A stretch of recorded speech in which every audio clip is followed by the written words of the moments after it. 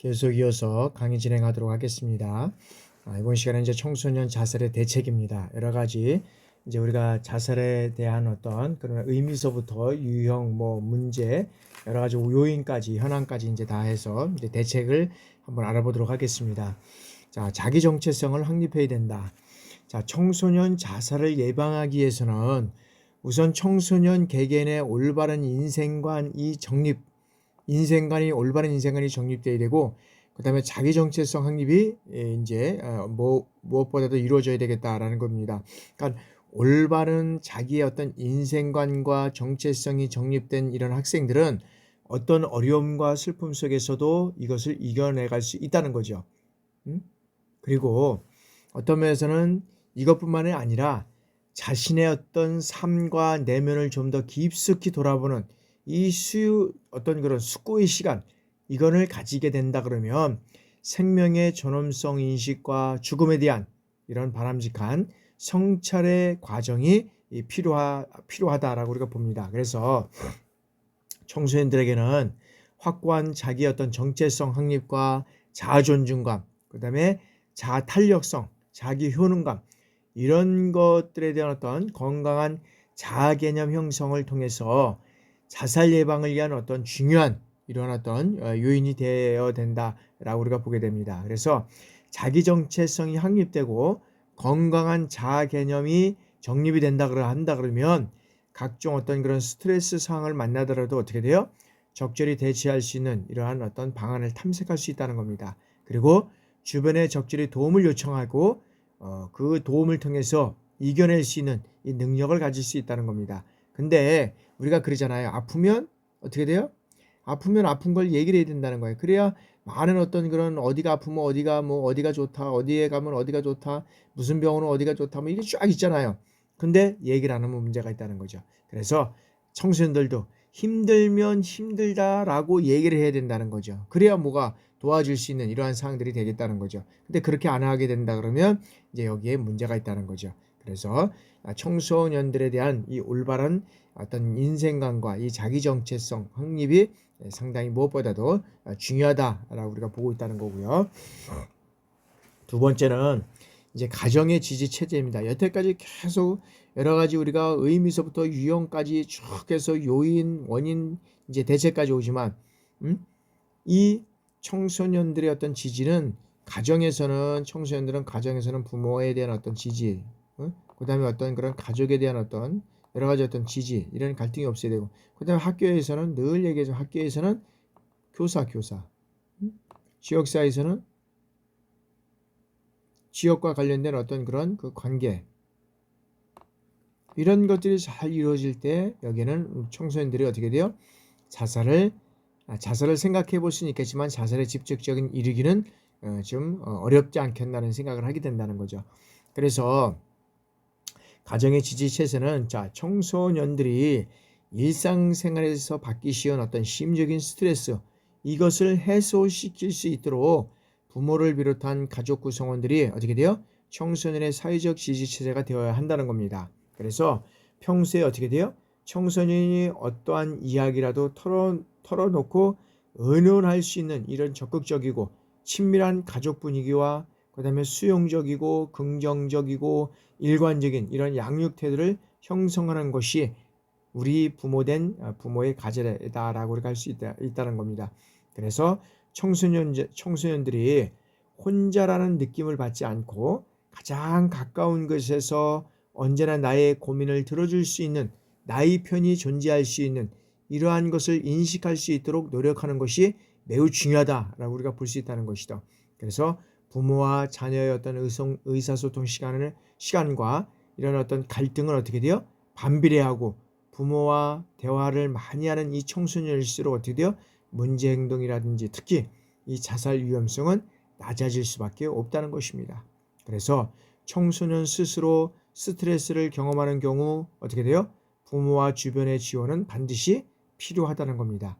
때때로 이 청소년들은 자신의 어떤 그런 힘든 상황에서 경험하는 이 감정을 잘 표현하지 않기 때문에 부모의 관심과 조언이 필요하다는 겁니다. 만약에 청소년들이 스트레스를 이겨내지 못하고 자살하겠다는 말을 한다면 어떻게 돼요? 이러한 사안을 부모는 그냥 넘기지 말고 심각하게 수용해야 한다는 겁니다. 그래서 죽고 싶다는 의사 표현은 어떻게 돼요? 자녀가 부모나 다른 사람에게 도움을 요청받고 싶다는 마지막 신호라고 우리가 이것을 생각하고 절대 무시해서는 안 된다는 겁니다. 그래서 청소년은 이러한 신호가 무시당했다고 인식되면 어떻게 돼요? 이제는 실제 이제 이 자살을 시행할 수 있기 때문에 실적으로 이런 것들은 부모나 그다음에 평소 청소년들에게 생명의 소중함, 그다음에 스트레스 대처에 관한 교육 이것도 함께 필요하다라고 우리가 볼 수 있다는 거죠. 자, 다음에는 또래 상담사의 적극적인 양성이 필요하다. 자, 아동기에는 부모에게 의존하지만 이제 청소년 시기에는 어떻게 돼요? 오히려 부모보다는 또래 친구들 자신과의 어떤 이제 속마음을 터놓기 쉬운 상대가 된다는 거죠. 그죠? 그래서 청소년의 자살을 예방하기 위해서는 청소년 주변에 단 한 사람이라도 청소년의 이야기에 귀를 기울여주고 친밀하고 가까운 사람이 필요하다는 겁니다. 그런 사람만 있다면 청소년 자살을 안 한다는 거죠. 그래서 청소년들은 차마 부모나 교사, 주변의 어른들에게 털어놓지 못한 이런 어떤 고민, 이런 것들을 누구한테 털어놓습니까? 또래 상담사, 또래나 이 상담사에게 편안하게 털어놓을 수 있는 이런 상대가 필요하다는 겁니다. 그럼 이런 것들을 털어놓게 되면 자살에 대해서는 벗어날 수 있다는 거죠. 근데 이런 것들을 털어놓을 수 있는 상대가 없다는 거죠. 그러다 보니까 우리가 어떻게 돼요? 청소년들의 어떤 그런 아픔, 슬픔을 이해하지 못하고 상담해 줄 수 없는 이런 아픔까지 가기 때문에 청소년들은 극한의 어떤 죽음을 선택할 수밖에 없다는 거죠. 그래서 또래 교육, 또래 상담사 교육이 활발하게 이제 이루어져야 되고, 그래서 이들에 대한 어떤 해결책을 바로 제시할 수는 없을지라도 같은 또래로서 무엇보다도 서로 어떻게 돼요? 공감하고, 그 다음에 쉽게 이해할 수 있고, 그 다음에 상대하게 해줄 수 있는 이러한 사람들이 필요하다는 거죠. 그래서 또래 상담사들은 어떻게 돼요? 내담자 청소년의 고민을 듣고 자살 가능성과 같이 어떻게 돼요? 긴밀하게, 긴급하게 전문가가 돼서 투입해야 할 이런 어떤 그런 상담 이런 역할을 개입해야 된다라고 우리가 볼 수 있다는 거죠. 자, 다음에는 이제 네 번째는 뭐냐면 대책으로서는 자 학교 교육의 이제 학교 교육의 소통을 확대해야 된다. 자, 시간이 지나면 지날수록 청소년의 자살 문제에 대해서 학교의 책임은 어떻게 돼요? 점점 더 무거워지고 있다는 거죠. 그래서 학교에서 실시해야 하는 어떤 그런 교육부에서 지정한 자살 예방 교육 시간은 의무적으로 4시간이라는 거예요. 4시간, 연 4시간. 근데 실질적으로 이와 별개로 교직원은 또 4시간의 자살 연수 이것까지 또 이수를 해야 되는 겁니다. 근데 실질적으로 학생 정서 행동 검사라는 이것들을 이제 도입해서 학생들의 정신 건강을 사전에 점검하고 자살 위험군의 학생을 미리 파악해서 청소년 자살 예방에 만전을 기하고 있다. 하지만 아직까지 어떻게 돼요? 한국의 청소년 자살률은 위험 수준에 머물러 있다는 겁니다. 그래서 이런 학생들이 학교 생활을 하면서 자살을 예방할 수 있는 어떤 근본적인 이 문제 해결이 안 되고 있다라고 우리가 볼 수 있다는 거예요. 그래서 청소년들이 학생들이 자살을 하는 그런 이유 중 가장 큰 비중을 차지하는 것은 뭐냐면 성적과 진학, 그다음에 친구와의 어떤 갈등 관계. 그래서 학업 성적이 본인이 원하는 수준에 도달하지 않으면 어떻게 돼요? 큰 스트레스를 느끼게 된다는 거죠.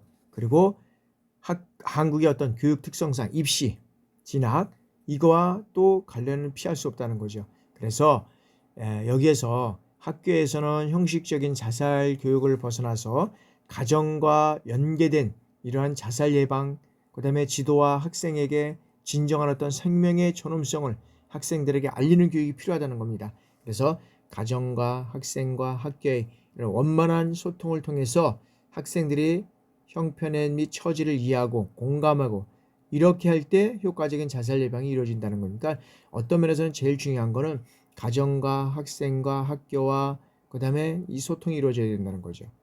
학생들 간에 이런 어떤 소통이 이루어질 때 이 모든 것들은 자살에서 어떤 예방을 할 수 있다는 것이죠. 우리가 그런 것들을 통해서 이루어져 갈 수 있다라고 우리가 볼 수 있다는 거죠. 자, 다음에는 사회 교육 환경적 개선이 이루어져야 된다. 자, 자살 행위는 물론 어떤 그런 전적인 개인의 선택으로 이루어지지만 이것을 오로지 개인의 문제만으로 보기 힘든 이유는 뭐냐면 자살 행위가 사회적 통합과 사회적 조정 사회에서 어떻게 되면 자행되기 때문이다라고 우리가 볼 수 있다는 겁니다. 그래서 청소년 자살을 예방하기 위해서는 이 자살의 위험 요인을 제거해야 된다는 거죠. 그리고 보호 요인을 구축해야 한다는 것입니다. 그래서 청소년들의 어떤 생활 양식이나 정서, 가치관, 사고방식 이런 것들은 매우 다양하다는 겁니다. 그래서 청소년들의 어떤 개인의 특성과 기질뿐만 아니라 그들을 둘러싸고 있는 다양한 이 환경의 영향을 많이 받을 수밖에 없다라고 우리가 볼 수 있다는 거죠. 그래서 청소년들이 외부 환경과 안정적이고 원만한 관계를 맺고 있다면 긍정적인 자아를 형성하고 어떤 면에서는 형성하기 때문에 좀 수월할 수 있다라고 보고 있다는 거죠. 근데 그렇지 못한 청소년들은 어떻게 돼요? 성숙한 성인으로 자라는 데 있어서 보다 어려움을 겪을 수 있다는 겁니다. 그래서 이 청소년과 관련된 전문인들은 청소년 자살의 어떤 위험 요인을 제거하고 그 다음에 보호 요인을 발굴하고 이 개선하는 노력이 필요하다는 겁니다. 그러니까 환경적인 요소가 필요하다는 거죠. 그래서 여기에서는 실질적으로 보면 자살의 어떤 생각과의 어떤 관련성이 있어서도 어떤 것이 이루어졌냐면 여기에서는 국가나 지역사회, 국가, 지역사회, 학교기관 그리고 청소년 모두의 어떤 청소년 자살의 위험을 제거할 수 있는 보호나 요인 구축 이러한 것들이 필요할 뿐만 아니라 청소년 스스로도 어떻게 돼요? 삶의 애착을 가지고 본인 주변에 존재하는 이 자살의 위험 요인을 제거를 스스로 해야 한다. 함께 노력해야 된다라는 겁니다. 그리고 스스로의 삶의 어떤 그런 마인드를 긍정적으로 변화시켜야 된다는 거죠. 그래서 여기에는 어떤 그런 보호 요인을 탐색해서 여러 가지 어떤 그런 노력을 기울이고 자살 예방의 효율성을 극대화할 수 있는 이런 것들이 필요하다. 그래서 국가나 지역사회, 학교기관 이런 어떤 역할들이 또 함께 통합적으로 이루어져 가야 되고 그리고 제일 중요한 거는 자신의 어떤 스스로 우리 청소년 스스로 삶의 마인드를 어떻게 돼요? 긍정적으로 변화시켜 갈 수 있는 이러한 어떤 마인드가 필요하다라고 볼 수 있습니다. 누구나 살아가면서 다 힘들고 어려운 과정들이 다 있다는 겁니다. 그러나 그 과정들을 어떻게 돼요? 여기에서는 쉽게 그것을 어떤 면에서 청소년이기 때문에 쉽게 그것을 이해하지 못하고 해결하지 못하는 경우도 많이 있겠지만 그러나 이러한 가정들을 긍정적인 이런 어떤 마인드로 바뀌어가면서 변화해가면서 나갈 때 우리는 자살 예방의 효율성을 극대화할 수 있다라고 우리가 볼 수 있다는 거죠. 자, 여섯 번째는 이제 자살 예방 시스템 연계 체계와 이제 감시 체계를 강화해야 된다. 자, 현재 이 청소년 자살 예방과 관련해서 정책 수립이나 국가적 사업을 추진하고 주축을 이루고 있는 부서가 어디냐면 이제 첫 번째는 보건복지부,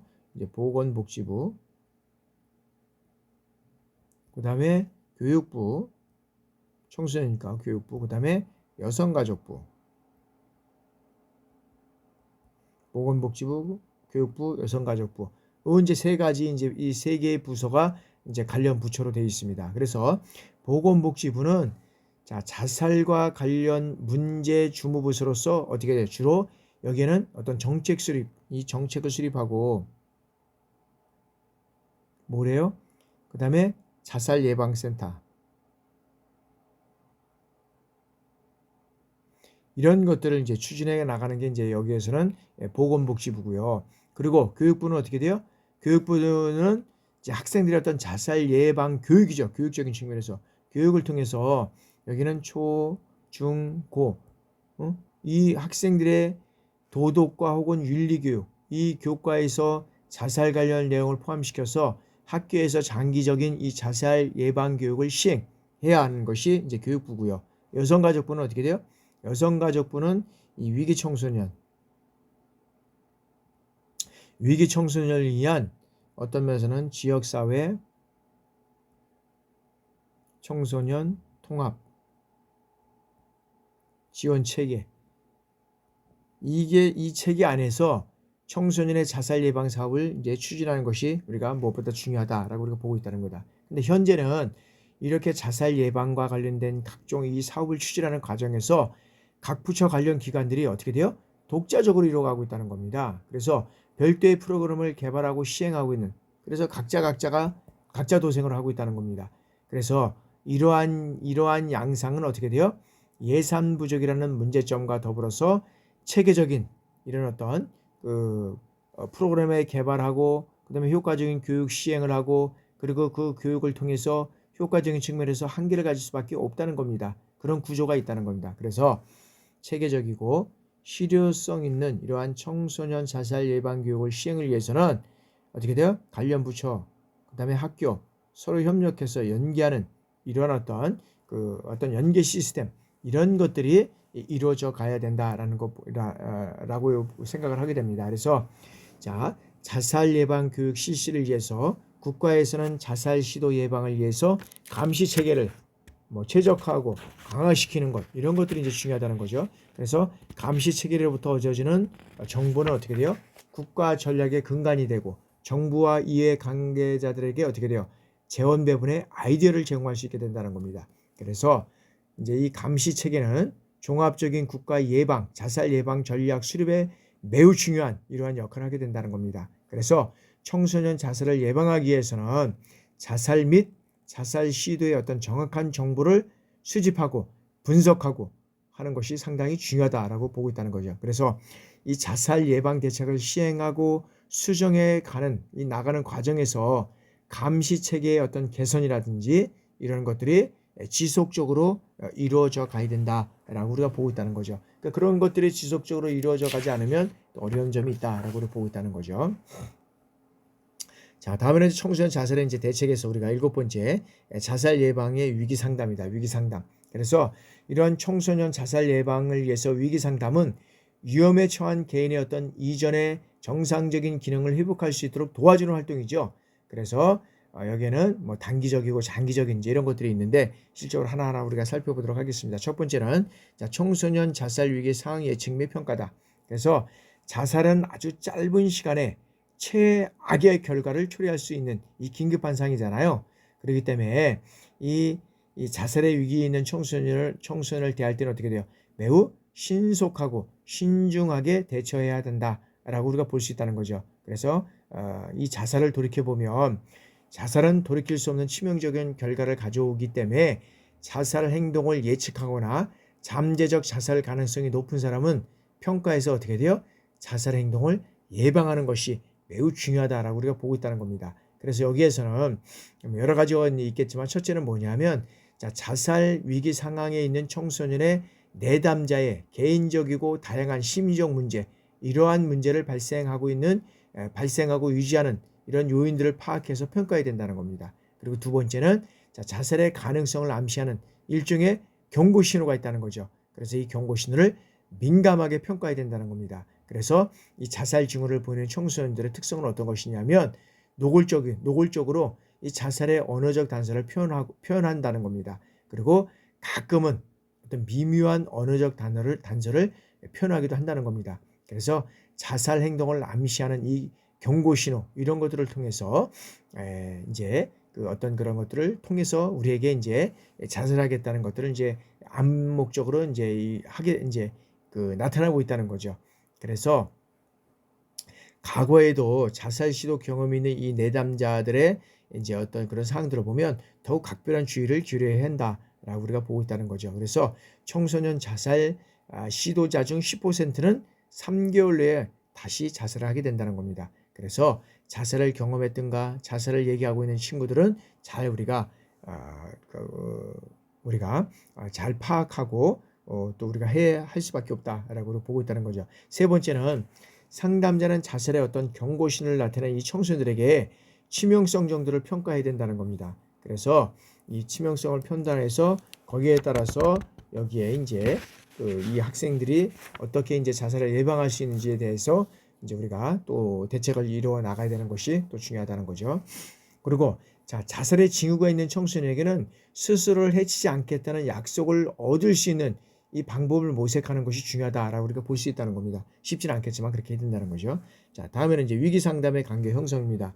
그래서 이런 위기 상담의 관계를 형성하기 위해서는 어떤 관계로 이루어져 가야 되느냐라고 우리가 보면, 자, 이 자살 위기에 처한 청소년의 상담을 위한 첫걸음은 접촉을 이루어가는 이 치유적 관계를 확립해가는 것이 중요하다는 겁니다. 그래서 첫 번째는 뭐냐면 참여적 이해가 필요하다는 겁니다. 그리고 두 번째는 자살 위기에 처해 있는 청소년에게 충고보다는 어떻게 돼요? 신뢰와 관심을 바탕으로 어떤 것들을 상황을 용납하고 수용하는 이런 어떤 참여자의 대면, 참여자를 통해서 대면할 수 있는 이런 것들이 필요하고, 세 번째는 뭐냐면 내담자에게 안정하고 안정되고 편안한 분위기를 조성해서 적극적인 경청의 분위기를 마련해 줘야 된다라고 하는 것이 무엇보다도 중요하다라고 우리가 볼 수 있다는 거죠. 자, 다음에는 문제 해결을 위한 이제 위기 개입이 이루어가야 된다는 것입니다. 그래서 이런 것들이 이루어져 가기 위해서는 뭐 다양한 것들이 이제 이루어갈 수 있겠죠. 그것이 첫 번째 뭐냐면 문제의 핵심 파악이 명료합니다. 그래서 자살을 깊이 생각한 청소년들은 자신의 죽음에 대한 어떤 계획도 조심스럽게 생각하고 있다는 겁니다. 그래서 자살의 방법과 시간뿐만 아니라 실제로 자살 행위를 연습하기도 한다는 겁니다. 그래서 자살 계획이 더 구체적이고 치명적이고 실현 가능한 방법일수록 이 자살의 위험성은 더욱 높아질 수밖에 없다라고 우리가 볼 수 있다는 겁니다. 그래서 자살 위기에 관한 문제 핵심이 파악되면 내담자가 어떻게 돼요? 당면한 문제에 초점을 맞추는 이 문제의 명료화 단계가 필요하다는 겁니다. 그래서 문제의 명료화는 자살 위기에 직면한 이 내담자의 혼란한 상태에서 분명한 문제의 본질을 직시하고 그 다음에 이 어떤 생각을 분명하게 정시할 수 있는 이러한 효과가 필요하다라고 우리가 볼 수 있다는 겁니다. 자, 두 번째는 직면과 희망을 심어주기입니다. 자, 자살 위기에 처한 많은 청소년들은 내담자는 위기 상황을 회피하기 위해서 각종 방어 기제를 사용한다는 겁니다. 그렇기 때문에 상담자는 어떻게 돼요? 문제의 핵심 파악과 명료화 과정이 원활하게 이루어졌다면 이후에는 어떻게 돼요? 자살 위기에 처한 이 내담자에게 문제의 핵심을 정직하고 솔직하게 설명하는 것과 동시에 이제는 직면을 해야 한다는 겁니다. 그래서 이때 명확한 문제의 핵심을 알려주는 과정에서 내담자 자신이 해결할 수 있는 이 문제들과 해결할 수 없는 문제 이런 것들을 구분할 수 있는 이런 것들을 이제 돕게 된다는 것이요. 그래서 문제 핵심이 파악하고 구분될 때 여기에는 자살 위기에 직면한 내담자는 어떻게 돼요? 비로소 다양한 방법을 찾아서 검토하고 가능한 이 자원을 동원할 수 있는 그러한 방법으로 이제 이루어 가야 된다라고 우리가 볼 수 있다는 거죠. 다음에는 문제 해결을 위한 목표 수립과 이제 행동을 시행해 나가야 된다. 그래서 이제 여러 가지가 있겠지만 이제 첫 번째 어떤 것이 이제 있느냐 하면 여기에서는 자살 위기에 직면한 청소년을 상담할 경우에 상담 목표를 구체적으로 세우는 것이 중요하다는 겁니다. 그래서 자살의 생각이라든지 자살 시도를 경험한 청소년의 내담자는 대부분 어떻게 돼요? 부정적인 방법으로 이 문제를 해결하는 경우가 많다는 겁니다. 그래서 청소년의 내담자가 자신의 문제를 정확하게 인식할 수 있도록 도와주고 구체적으로 어떻게 돼요? 성취 가능한 목표를 설정하도록 도와주는 것 이것이 중요하다라고 우리가 보고 있다는 것이고, 이제 둘째는 가능성 있는 자원들을 최대한 발견할 수 있도록 도와주는 것이 필요하다. 그래서 여기에서는 이제 그 자살 위기에 처해 있는 대부분의 청소년들은 어떻게 돼요? 자신들의 문제를 해결하는데 도움을 줄 수 있는 주변의 어떤 그런 그 자원들을 제대로 파악하기 어렵게 됩니다. 때문에 내담자 주변의 내외적 그리고 영적 자원을 발견할 수 있도록 도움을 제공해 주어야 된다라고 우리가 얘기를 할 수 있습니다. 그리고 세 번째는 자, 상담의 목표가 설정되고 가능성 있는 이 자원들을 발견할 수 있도록 돕고, 그리고 대안을 찾도록 격려해주고, 그 다음에 마련된 대안을 검토한 다음에는 어떻게 돼요? 적극적으로 행동 실천에 옮길 수 있도록 해야 된다는 겁니다. 그래서 이것도 중요하고, 마지막에는 자, 상담 종결과 이제 치유 상담이 이루어진 겁니다. 자, 내담자가 자살 위기 이전 상태까지의 기능을 회복해서 스스로 문제를 극복할 능력이 생겼다고 판단되면 어떻게 돼요? 내담자는 제안이나 그다음에 상담자의 결정에 따라서 이제 종결을 준비해야 된다라는 것이요. 그리고 가장 바람직한 종결은 뭐냐면 상담자와 내담자의 합의에 의해서 이루어진 경우가 이제 제일 어떤 종결할 때 필요하다는 거죠. 그리고 종결할 때는 일정한 시간이 필요하고, 그리고 치료 동맹에 확고할 때 어떻게 돼요? 치료 동맹이 확고할 때 이제 하는 것이 이제 바람직하다는 겁니다. 그래서 지지 상담을 통해서 위기 상담을 실시했을 경우에는 종결 후에도 상담을 할 수 있다는 가능성을 열어두어야 한다는 거죠. 그리고 상담자는 추후에도 내담자의 어떤 위기 상황에서 도움을 요청할 수 있도록 지속적인 이 신뢰관계를 형성하는 것이 상임 매우 중요하다라고 볼 수 있습니다. 자, 지금까지 여러분들 이제 청소년의 자살에 대해서 물어봤는데, 자살은 제일 중요한 거는 어떤 가정이다. 가정에서 부모, 부모가 여기서는 제일 첫 번째는 든든한 지지목이 되어야 되고, 학교에서는 교사가 든든한 지지목이 되어야 되고, 그 다음에 지역사회는 이 관계자, 상호 관계를 맡고 있는 이 관계자들에게 어떤 그런 관계 사항이 정확하게 이루어질 때, 여기에서는 이 자살이 아니라 어떤 면에서는 이 삶에 대한 희망과 그다음에 용기와 그다음에 삶에 대한 의욕이 이루어져 갈 수 있다는 거죠. 이런 것들이 상당히 중요하다라고 말씀드릴 수 있습니다. 자, 지금까지 이제 청소년 자살에 대해서 대책까지 알아봤습니다. 여러분들 수고 많이 하셨고요. 또 다음 주에 뵙도록 하겠습니다. 여러분 감사합니다.